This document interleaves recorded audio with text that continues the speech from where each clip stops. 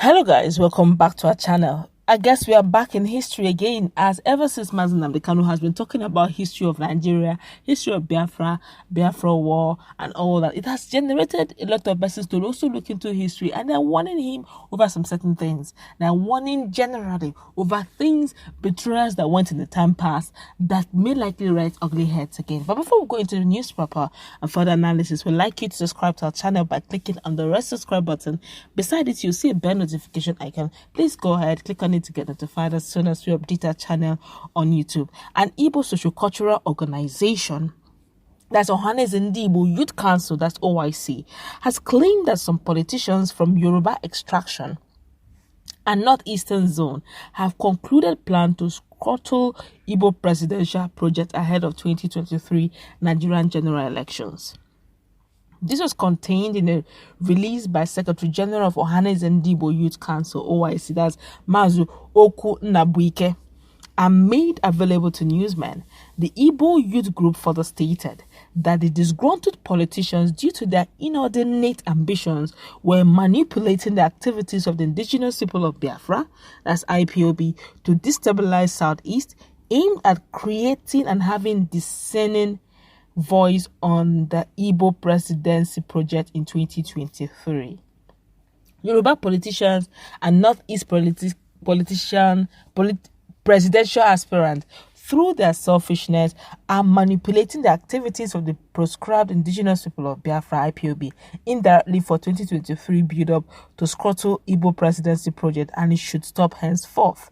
Nnamdi Kanu should learn from history, especially Awolowo's betrayal against Igbo legend, that's Dame Chukwuemeka Odimegwu Ojukwu in 1967. Ohanaze youth also used the medium and reacted to the recent interview granted to IPOB leader by the publisher of the Ovation magazine, Daily Momodu, lauding the latter for his apology in the interest of Igbo nation. Kanu had, during the interview, apologized to Ndigbo over some of his inflammatory threats during the heat of the NSAS protests, which turned violent, leading to wanton killing and destruction of lives and properties across the country. OIC, however, in the release stated Nnamdi Kanu should retract his NSAS vituperative attacks, inflammatory threats, bogus media claims, and retreat from unnecessary violent protests in the Southeast geopolitical zone. In Igbo land, is unimaginable and a taboo for anyone to speak for Igbo without proper consultative approvals from Igbo stakeholders. Due to its deviation from its non-violent approach on Biafra agitation, IPOB is gradually losing relevance after their failed protests and the need to change tactical direction. Meanwhile, Master Nnamdi Kanu, leader of the indigenous people of Biafra, IPOB, has alleged that Governor Nyesom Wike instructed police and army to kill IPOB members. Recall that Wike has signed an executive order to reinforce the total ban on IPOB and its activities in Rivers State. Reacting to a tweet on Friday, Kanu said Nyesom Wike, the little Hitler of Rivers State, had a closed-door meeting with lawyers where he instructed them that any arrested IPOB member should not be brought to court, but rather should be executed by the army and police. That Wike may know that we know, vengeance is of the Lord. Now, in tactical terms, what Ohanaze Youth Council is saying is that, in a nutshell, what I deduce is that they're saying that Master Nnamdi Kanu should either continue in his agitation for Biafra in a non-violent manner, or he shouldn't allow himself to be used by the northern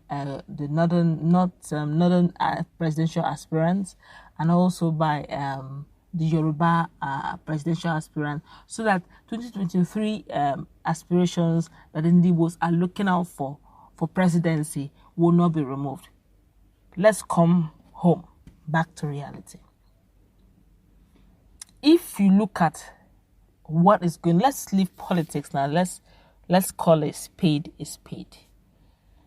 Much as people are, a lot of politicians are saying that Ndigbos, if you want to become a president, want to get the presidential slot come 2023, we should fit into the politics of the day, join the political position, lobby, form alliances with other regions, and so that they can, in harmony, in alliance also give you their blessings and also root the zone for presidency. Let's be real to ourselves. Which zone does not want to be a president? If you leave it to the north, they will be the president forever in Nigeria. I'm saying the truth the way it is, the fact the way it is. And what makes you think that the southwest do not also want to be president? Who told you that all these things that the APC, the likes of Bola Ahmed Tinubu, one of the stakeholders of APC, you think that all the agreement, known and unknown, that they must have agreed is for him to become a nice guy on 2020 by 2023? No way. All those agreements, known and unknown, formal or informal, was so that hopefully by 2023 the power may be handed over to them. Not just to them, but to him in particular. Though he has not declared his intentions, but we all know the political terrain that come 2023, ideas and ideologies will come in that will want to make him run for the presidency 2023. Even if he doesn't want to run, the next thing we'll hear is one of the loving fans and the stakeholders and the fans and brothers of Bath, that's Bola Ahmed Tinubu, have decided to buy him presidential form. We always get to hear all those. The family and friends and followers or fans will get those checks. We all know the story. It has always been like that. So that issue of saying that the North want to work on something and against the South so that Igbo should not be president, read the table. Read the handwriting on the table. Read the handwriting on the wall. Nobody's going to give any presidency to Ndigbo. You got to work for it. And how are you so sure that come 2023, the highest, if they want to even consider Ndigbo at all? I'm just being factual, that's my opinion, but over the years I've observed it. Highest they will give Ndigbo is vice president. Highest, if they try too much, is VP position. Nobody's going to give you presidency. And when you want to form the alliance, they will tell you the only way it will work. Next thing they will tell you is that Igbo presidency is not popular, it's an unpopular vote. That's what you get to hear. So whether you like it or yes, except of course you just want to deceive yourselves, the truth of the matter is a bit difficult rooting for Igbo presidency, except of course there's going to be a lot of signages, a lot of agreements, formal, informal, known, unknown, that may be detrimental to the Ndigbo zone themselves, that will make any region agree that Ndigbo gets the presidency come 2023. There will be some agreement that will be so that even if the Ndigbos hear about the agreement, they will cry, they will shed tears. Only those agreements, fully signed, sealed, and delivered, only then will see other zones begin to say, okay, let's think. Because the truth of the matter, every zone, Nigeria is made up of nations within nations. So each nation is looking for what is best for its people. If not for even for its people, for themselves, for the political elites. If it was even for the people, it would have been nice. That means if your region is the one that is holding presidency, that means that region is going to be well developed. But it's not always been the case. It's always been the elites enjoying as against the poor masses. So I don't know what Ohanaze youth is saying, but if you want to do your politics, please do it, okay? If you want to encourage there to be peaceful protest, okay? But to say that the reason why you may lose the presidency is simply because they not want you not to. Everybody is playing what is beneficial to them, okay? I am not supporting anybody being violent, God forbid. We are rooting for peace in every aspect. But if you must play your politics is dirty in Nigeria. That game is a dirty game in Nigeria. Everything seems to be allowed in the game of politics in Nigeria. So whatever way, some can even hit below the belt is allowed in as much as it gives you the victory results. Unfortunately, but that's the situation of things in politics in Nigeria.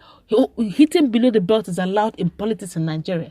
So if they are going to use your brother against you and your brother is allowing it, my brother, that is politics in Nigeria. So you got to have a lion heart if you must play politics. And at that apex level, you got to have a lion heart. But as we're going to wrap it up, let's meet in our comment section. Let's interact. What's your take on this? Do you agree with with what Ohanaze youth are saying, that the North and the South, the Southwest, are rooting and trying to ensure that Ndigbo does not get presidential 2023 presidential slot using IPOB and Nnamdi Kanu. Let's interact, please.